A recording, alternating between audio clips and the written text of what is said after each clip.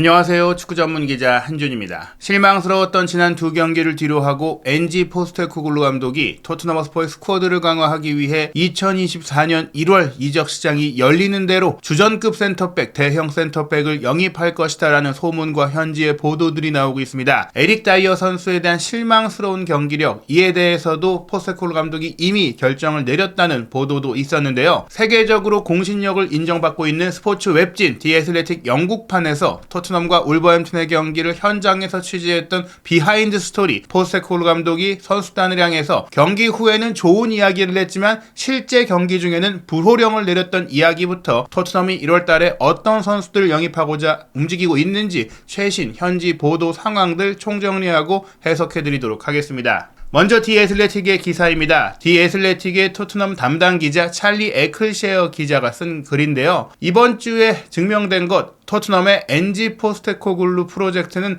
아직도 매우 초기 단계이며 현재 진행형이라는 것을 보여주는 것이 바로 이 두 경기 첼시와 울버햄튼전의 패배다라고 이야기하며 그 이면의 이야기를 소개하고 있습니다. 먼저 기사 전체 내용 살펴보겠습니다. 지난 토요일 울버햄프턴 원더러스와의 경기에서 토트넘 허스퍼가 기용한 13명의 필드 플레이어 중에서 올 여름 새로 부임한 엔지 포스테코글루 감독과 계약한 선수는 단 한 명뿐이었습니다. 브레넌 존슨인데요. 이 브레넌 존슨은 전반 3분 만에 토트넘을 앞서게 하는 골을 넣었지만 결국에 토트넘은 후반 추가 시간에만 2골을 내주며 2대1로 패배했습니다. 그 외의 선수들은 모두 이전 시대의 선수들이었죠. 부상과 출전 정지 징계로 인해서 울버햄튼과의 경기에 합류한 새롭게 선발로 뛰게 된 4명의 선수는 특히 포스테코글루호의 일원이 아닌 선수들처럼 느껴졌습니다. 물론 에메르송 로얄 같은 경우에 적응력이 뛰어나기 때문에 덜 그럴 수도 있지만 벤 데이비스,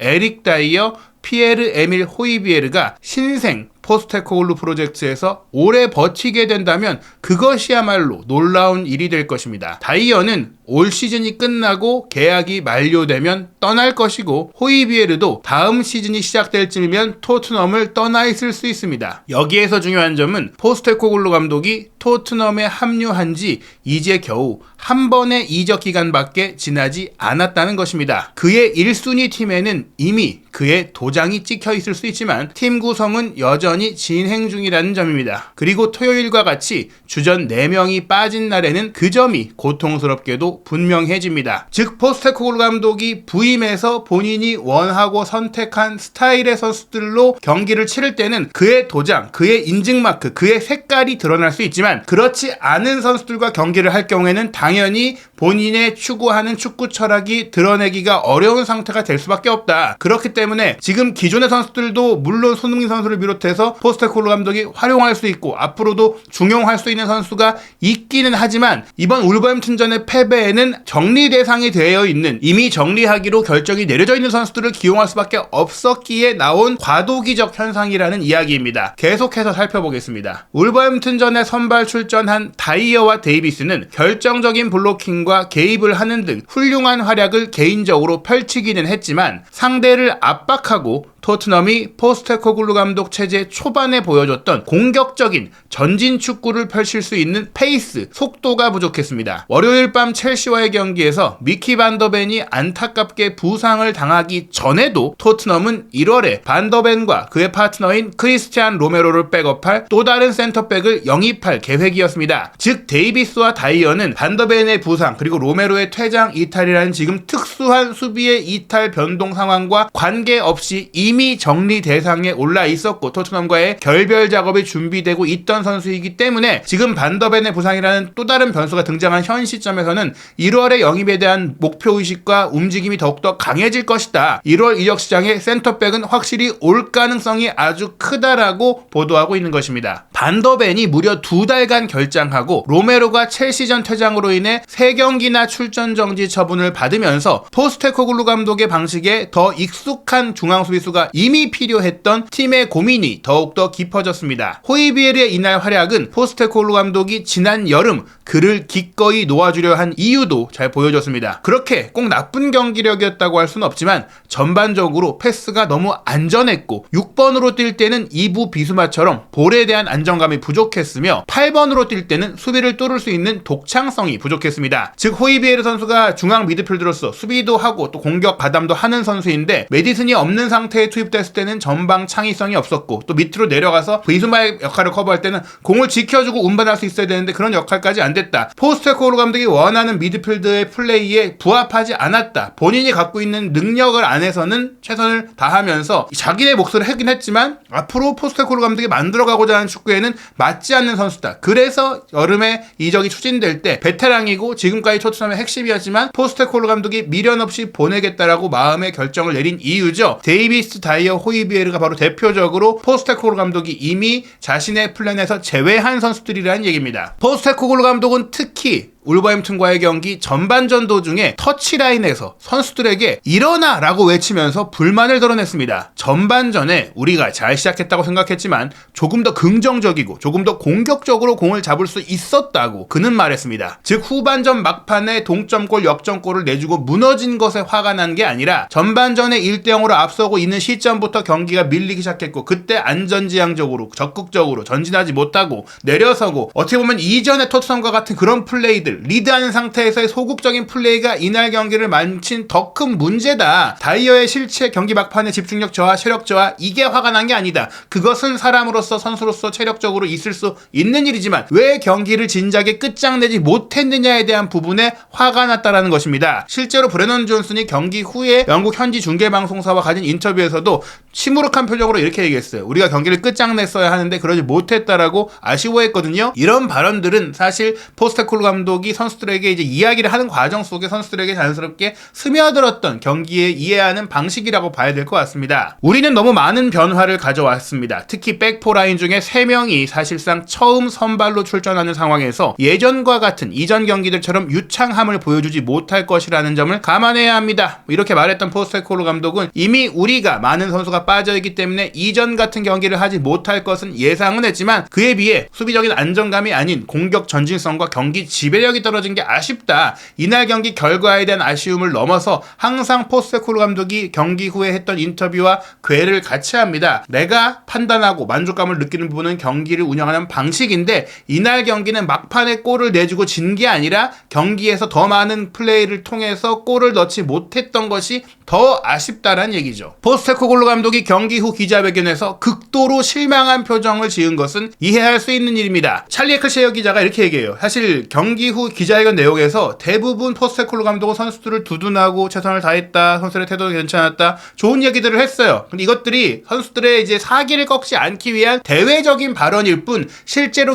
기자회견장에서의 표정은 굉장히 불만과 실망과 화가 많이 나 있다는 게 아우라가 느껴졌다는 얘기예요. 이게 바로 현장의 분위기라는 것이죠. 이번 주가 토트넘에 얼마나 끔찍했는지는 부인할 수 없습니다. 첼시와의 경기 첫 20분 동안만 해도 토트넘은 진정한 프리미어리그의 우승 후보로서의 위상이 강조되면서 승리를 거둘 것처럼 보였습니다. 5일이 지난 지금 선수단은 크게 고갈된 상태이며 시즌 첫 2번의 연속 패배를 당하게 됐습니다. 얼마 전까지만 해도 많은 사람들이 당연하다고 생각했던 챔피언스리그 진출 티켓 확보 여부까지도 갑자기 불투명해졌습니다. 즉 토트넘이 챔피언스리그는 걱정할 거 없고 우승도 가능하다라는 여론과 분위기와 이런 전망들이 팽배했는데 단 이 2경기만에 그 부분들이 콕 떨어진 것은 사람들이 냄비 근성이 있어서가 아니라 그만큼 주전 비주전의 격차가 크다. 우려했던 뎁스의 문제가 생각보다 크고 또 하필이면 흔히 일어날 수 없는 핵심 선수의 부상과 장기 부상이 동시다발적으로 나왔다. 이런 과정 속에 1월 달에 있을 아시안컵과 아프리카 네이션스컵의 주력 선수 이탈에 토트넘이 대비하지 못하겠구나라는 걱정이 더욱더 커진 거예요. 하지만 전반적으로 첫 12경기에서 승점 26점을 얻은 것은 여전히 매우 좋은 출발이라고 할 수 있습니다. 올 시즌이 시작될 당시의 기대치를 훨씬 뛰어넘는 출발인 것은 분명합니다. 하지만 지난 2경기는 포스테코글루 감독이 원하는 선수단을 구성하는데 얼마나 현재의 토트넘이 멀리 떨어져 있는지를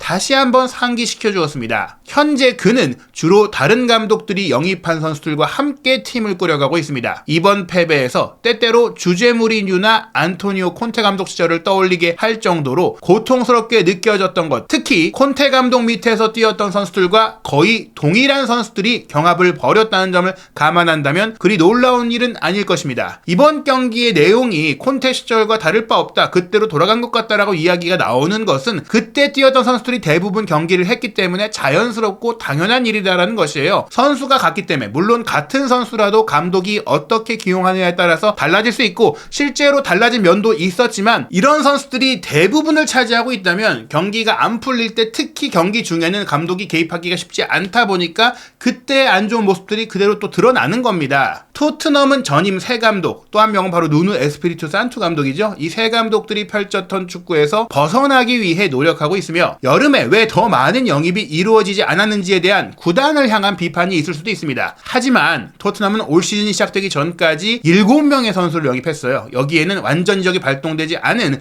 2명의 임대 선수를 포함하지 않은 기록이에요. 포스테코글루 감독은 당연히 그 이상의 변화까지 한다면 한 번에 너무 많은 변화를 가져올 수도 있다고 생각했을 수 있습니다. 그렇기 때문에 1월 이적 시장이 열리면 포스테코글루 감독이 선수단을 계속 발전시키고 본인의 이미지와 본인의 철학에 맞는 선수단을 구축할 수 있는 또 다른 기회가 될 것입니다. 즉 1월 달에는 선수 영입이 있을 것이다. 지난 여름에 싹 다 바꾸기엔 너무 급격하니까 사실은 그때는 이 정도가 괜찮다고 생각했을 것이다 라는 얘기죠. 포스테코글루 감독이 4년 만에 토트넘에 부임한 5번째 정규 감독이라는 사실을 반영하는 스쿼드라는 점으로 인해 즉 짧은 기간 동안 감독이 많이 바뀌는 과정 속에 또 선수를 다 정리하기 쉽지 않다는 얘기예요. 지금부터 8경기, 앞으로 8경기에서 승점을 쌓을 수 없다는 말은 아닙니다. 즉 1월 이적 시장이 열리기 전까지의 경기에서 다 또 이렇게 질 거다? 이렇게 또 생각할 것은 과하다는 얘기죠. 물론 현재 주요 선수들이 결장하고 있어서 더 힘들겠지만요. 이 모든 것이 포스테코글루 감독이 함께 일할 선수들에 대해 더 많이 알아가는 데 도움이 되기를 바랍니다. 그는 울버햄튼전 패배에 대해서 경험을 통해 더 나은 선수가 될 것이고 더 강해질 것이다 라고 말했습니다. 즉 전임 감독이 영입한 선수들이라고 해서 배제하고 포기하는 게 아니라 새로운 이적 시장이 열리기 전까지 그리고 그 한 번의 이적 시장에 모든 선수들을 다 바꿀 수 없으니까 기존의 선수들을 최대한 발전시키고 자신의 축구에 맞게 뛸 수 있도록 훈련시키고 발전시키는 데 있어서 노력을 할 거라는 얘기입니다. 전 셀틱 감독인 포스테코글루 아래서 토트넘이 놀라울 정도로 빠른 출발을 보였다는 점을 감안하더라도 그의 선수단처럼 느껴지기까지는 시간이 걸릴 것입니다. 지난 한 주는 포스테코글루 프로젝트가 아직 초기 단계에 머물러 있다는 것을 상기시켜 주었습니다. 영국의 정론지인 가디언도 비슷한 내용의 보도를 했는데 이 포스테코글루 감독이 울버햄튼전 패배에 대해서 체력 고갈에 대해 한탄했다는 얘기인데요. 브레넌 존슨의 컨제골을 지키지 못한 울브스전에 대해서 자신의 팀이 힘이 다 떨어졌다고 인정했다고 합니다. 힘이 다 떨어졌다. 어떤 얘기냐? 이 한 경기의 체력을 얘기하는 게 아니겠죠? 많은 선수들이 이탈한 상황을 우회적으로 이야기했고 기회를 낭비한 선수들에 대해서 이날 울버햄튼전 출전 선수들에 대해서 자기 보호 모드에 빠졌다라고 이야기했는데 이 얘기에 대해서는 저희가 포스테코글루 감독의 경기 후 인터뷰 전체 내용 해석하고 해설해드린 영상에서 소개해드렸습니다. 많은 선수들이 오랫동안 꽤 경기를 뛰지 못했기 때문에 경기를 끝까지 버티기 위해서 약간의 자기 보호를 한 것 같다. 나는 전력을 쏟고 라인을 올리고 달려드는 축구를 원하는데 그러지 못한 것 아쉽지만 이해는 한다. 뭐 그런 얘기고요. 포스테코글루 감독이 감독으로서 연패를 당한 게 2021년 9월 셀틱에 부임한 이후 이번이 처음이라고 할 정도로 굉장히 뼈아픈 흔치 않은 연속 패배인데요. 즉 한 번 패배 당하면 반등하기 위해 어떻게든지 결과를 내기 위한 도전을 해왔던 포스테코글루 감독인데 이렇게 무기력하게 2연패를 당하는 게 원래 포스테코글루 감독의 모습은 아니라고 했고요. 그리고 이러한 상황에 대해서 조금 외교적인 태도를 보였다. 인터뷰에서 본인의 속마음을 다 내놓진 않았다라는 얘기입니다. 앞서 말씀드린 대로 이번에 그 체력 고갈에 대한 한탄이라든지 티 애슬레틱의 보도 내용을 보면 포스테코글루 감독도 내용을 넘어서서 또 경기에 진 것에 대해서 연패를 당한 것에 대해서 분명히 분노를 하고 있고 속이 쓰리다는 얘기예요. 11월 A매치 휴식 기간 동안 특단의 조치가 내려질 가능성이 충분히 있다고 볼 수 있겠는데요. 토트넘이 1월 이적 시장에 어떤 선수를 영입하려고 하느냐? 앞서 말씀드린 대로 데이비스와 다이어를 정리하지는 못했지만 그럼에도 주전 센터백은 이미 투자할 계획이었다. 데이비스는 사실 프리시즌 기간에 센터백으로 기용해보기도 했지만 왼쪽 풀백 포지션의 백업 자원으로도 필요하기 때문에 세세뇽의 보상 상태 이런 것들을 감안했을 때는 있어야 하는 선수였고 다이어는 팔고 싶었는데 못 판 거거든요. 다이어를 못 판 가운데 다빈손 산체스를 내보냈고 게다가 조로든과 자페탄강가도 팔고 싶었는데 팔리지 않아서 임대를 보낸 상태잖아요. 즉 이런 많은 센터백들이 나간 상황에서 여름에도 한 명을 더 영입하면 좋았겠지만 산체스의 정리 작업이 늦어지면서 이 자금과 임금과 여러 가지 문제들 때문에 영입을 하지 못한 것이니 산체스가 정리된 시점에서 이미 1월 이적 시장에 영입은 추진이 되고 있었고 다이어는 언제든지 내보내고 다이어는 남아있더라도 전력 외로 생각하고 있던 것입니다. 풋볼 트랜스퍼스에서 정리한 최신 이적설 보도 모음을 보면은 토트넘이 이제 지난 10월 중순 이후에 이제 보도된 이적설에서 산티아고 히메네스라든지 세루 기라시라든지 뭐 많은 공격수들이 언급되고 있는 것이 뭐 손흥민 선수가 1월에 아시안컵에 참가하고 또 히샬리선까지도 현지 수준이 많이 떨어진 데다가 지금 골반 부상으로 인해 수술까지 받았잖아요. 물론 장기 이탈할 것이다라는 얘기는 없지만 돌아오고 나서도 한동안은 회복의 시간이 필요하다 보니까 이 부분에 있어서 보강이 필요하고, 또 중앙 미드필드 포지션도 사르와 비수마가 동시에 아프리카 네이션스컵을 참가해야 되기 때문에 켈빈 필립스라든지 코너 갤러거라든지 지금 여러 선수들이 언급이 되고 있어요. 발렌시아의 하비 게라까지도 이적설에 이름을 오르내리고 있는데, 사실 갤러거가 최근에 첼시에서 너무 좋은 경기력을 보이고 있는 부분들, 맨시티의 켈빈 필립스는 분명히 팀의 전력 외 판정을 받았지만 또 이 선수를 데려오려면 돈이 꽤 많이 들 수 있는데 리스크가 없지 않느냐, 이런 얘기들이 나오고 있고요. 수비 라인에서는 첼시에서 역시 후보로 밀린 트레버 찰로바, 갈라타사라이의 오른쪽 풀백인 보이, 그리고 유벤투스의 센터백인 브레머까지도 이름이 올라오고 있고, 본래 이제 여름 이적 시장에 강하게 노렸던 레버쿠젠의 탑소바도 다시 한번 이름이 올라오고 있고요. 현재 같이 프리미어리그에서 경쟁하고 있지만 팀의 입지를 고려했을 때, 또 현수의 잠재력을 고려했을 때 매각 가능성이 없다고 할 수 없는 로이드 켈리가 가장 또 크게 언급이 되고 있습니다. 갈라타사라이에서는 보이와 더불어서 덴마크 수비수인 빅터 넬손도 이제 영입 리스트에 올라있다고 하는데요. 최근 보도에서 가장 눈에 띄는 것이 브레머를 데려올 수 있느냐. 브레머는 사실 이전부터도 토트넘과 강하게 연결이 됐어요. 파라티치 전 단장이 또 유벤투스와의 인연을 통해서 잘 그 징검다리 역할을 할 수 있다라는 얘기들이 나오고 있거든요. 1월 이적 시장을 통해서 로셀소, 다이어, 호이비에르, 거기다가 이제 벨리스가 출전 기회를 위해서 볼로냐로 임대를 갈 수 있는 또 상황도 열리고 있다, 이런 얘기들이 있는데, 이렇게 정리되는 선수들이 가능하다면 그 자금을 충분히 투자할 수 있다. 그럼에도 불구하고 에버딘의 루베지치 같은 경우는 사실 시즌 중이라도 데려올 수 있겠지만, 브레머는 현재 유벤투스가 선두를 달리고 있기 때문에 원할 수는 있어도 성사시키긴 쉽지 않을 것이다 라고 봐야 될 것 같고요. 실질적으로 가능한 시즌 중의 타깃으로는 지난 여름부터도 이적설이 굉장히 많았던 일본 대표 수비수인 이타쿠라 코라든지, 루마니아 수비수로서 현재 제노아에서 좋은 활약을 펼치고 있는 라두 드라구신, 이 선수가 또 이제 유벤투스와도 인연이 있던 선수이기 때문에 파라티치 디렉터를 통한 연결고리가 될 수 있다라는 얘기들이 나오고 있는데, 어떤 센터백이 1월달에 실질적으로 올 수 있고 어떤 선수가 올 경우 이제 토트넘의 실질적인 도움이 될지는 저희가 추가적으로 더 분석해서 새로운 영상을 통해 소개해드리도록 하겠습니다. 말씀드린 대로 이제 토트넘의 앞으로의 일정이 쉽지 않아요. 11월의 마지막 경기가 11월 26일 일요일 밤 11시, 지금 굉장히 좋은 경기력, 특히 속도감 있는 선수가 많은 에스턴 빌라와의 경기인데 반더벤과 로메로 없이 치른다면 역시 수비가 걱정이 되고요. 12월 달은 경기 자체가 많습니다. 12월 4일 맨시티와의 빅매치뿐 아니라 11월 8일 웨스트햄전, 12월 11일 뉴캐슬전, 12월 16일 노팅엄전에 12월 24일 에버튼전, 12월 29일 브라이튼전, 12월 31일 본머스와의 경기까지 12월이 가장 영국은 바쁜 경기들이 많죠. 1월달이 가장 또 경기가 없습니다. FA컵이 시작되긴 하지만 맨유전, 브렌트포드전, 그나마 다행이에요. 이때 이제 손흥민 선수가 아시안컵에 가고 비수마와 사르가 아프리카 네이션스컵에 가는데, 이러한 이제 이탈 자원들도 인해서 미드필드 포지션도 보강 얘기가 나오고 있죠. 레스터시티에서 메디슨을 데려온 토트넘이니까 현재 레스터시티가 2부 리그로 내려가 있잖아요. 1위를 달리고 있는데 은디디 선수를 데려올 수 있다라는 보도가 나오고 있어요. 레스터시티가 승격 가능성을 높이고 있는데 은디디를 보내줄지에 대해서는 지켜봐야 될 것 같고, 브렌트포드의 네르고르도 연결이 되고 있는데 마찬가지로 브렌트포드가 네르고르를 내줄지에 대해서는 상황을 지켜봐야 될 것 같지만 일단은 접근은 이뤄지고 있다라고 합니다. 토트넘은 1월 이적 시장에서 영입해야 될 포지션이 급격히 늘어났습니다. 전 포지션에 걸쳐서 부상자가 많고, 또 말씀드린 1월 달에 열릴 아시안컵과 아프리카 네이션스컵 때문인데요. 손흥민 선수가 차출이 되고 벨리스가 출전 기회를 위해 떠나게 된다면 히샬리송이 수술을 받은 가운데 기라시든 토니든 1월 달에 데려와야 될 것 같고요. 측면 공격 포지션에도 지금 이탈이 굉장히 많습니다. 손흥민 선수가 측면까지 커버하고, 히샬리송도 그런 선수이기 때문에 이런 선수들이 뭐 후반기에 뛸 수 없다라면 셀틱 시절에 포스테코글루 감독과 함께했고 이제 사우디에 갔다가 출전 기회를 갖지 못하고 있는 조타 선수라든지, 지금 뭐 아틀레틱 빌바오와 계약이 끝나가고 있는 스페인 대표 윙어 니코 윌리엄스가 연결되고 있고요. 중앙 미드필드 포지션을 말씀드린 네르고르, 은디디, 필립스가 비수마, 사르의 이탈에 대응할 것 같고, 수비 라인에는 켈리, 이타쿠라코, 탑소바, 드라구신, 이런 선수들이 아마도 실제적인 협상 대상이 될 것 같습니다. 과연 토트넘의 1월 이적 시장에 과감한 투자를 통해서 전력 보강을 통해 포스테코글루 감독의 프로젝트를 더욱더 밀어주는 그런 선수단을 구성할 수 있을지 한준TV에서 새롭게 나오는 최식 소식들 확인하시기 바랍니다.